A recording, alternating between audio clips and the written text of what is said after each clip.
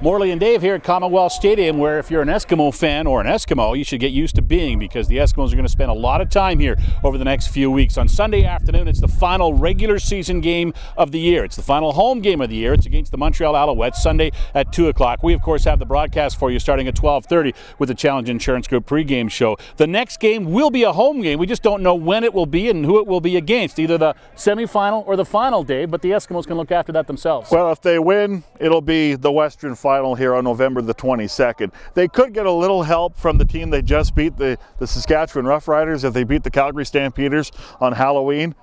Not going to happen, I think. So I think the Eskimos, their best chance will be to beat the Montreal Alouettes on Sunday. They do that, they get the bye week and another bye week, 3 weeks between games, and they will have the Western Final here at Commonwealth on November 22nd. Now, there are some roster questions going into the game Sunday, and this is only day one of practice. The Eskimos just back on the field today for the first time since the win in Regina on Saturday. There are some injury issues to worry about. We'll get to those in a moment, but first, because of those injuries, Dave, they've signed a couple of new players. Yes, they have. One name is really recognizable for CFL fans. That is Nick Grigsby, who was the third leading rusher in the CFL last year, playing for both the Winnipeg Blue Bombers, and late in the year, the Hamilton Tiger Cats helped the Ticats get to the Grey Cup game, and spent a little bit of time with the Ticats this year. He was released, but he's someone that definitely can produce, and they need some insurance because they have no idea about Shakir Bell right now and what his status is for the rest of the season. And Aaron Hester, a international defensive back, and that's because Pat Watkins, he hurt himself in the game against the Riders as well. Some injury concerns there, so they're just trying to stock up on their depth right now. Plus, Aaron Grimes is injured in the defensive backfield as well. He is not on the field today,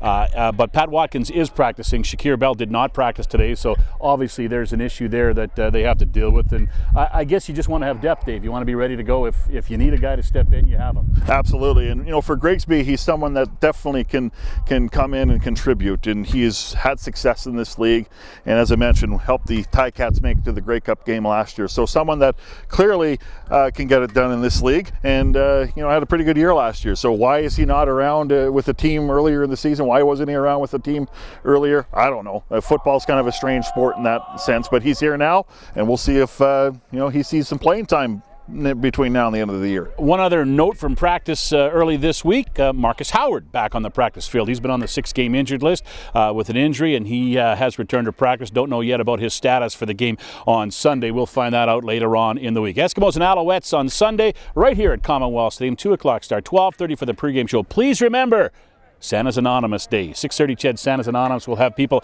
outside the stadium collecting both new unwrapped toys or cash donations, if you'd prefer, to go towards this year's campaign for 6:30 CHED Santa's Anonymous. Eskimos and Alouettes Sunday right here at Commonwealth.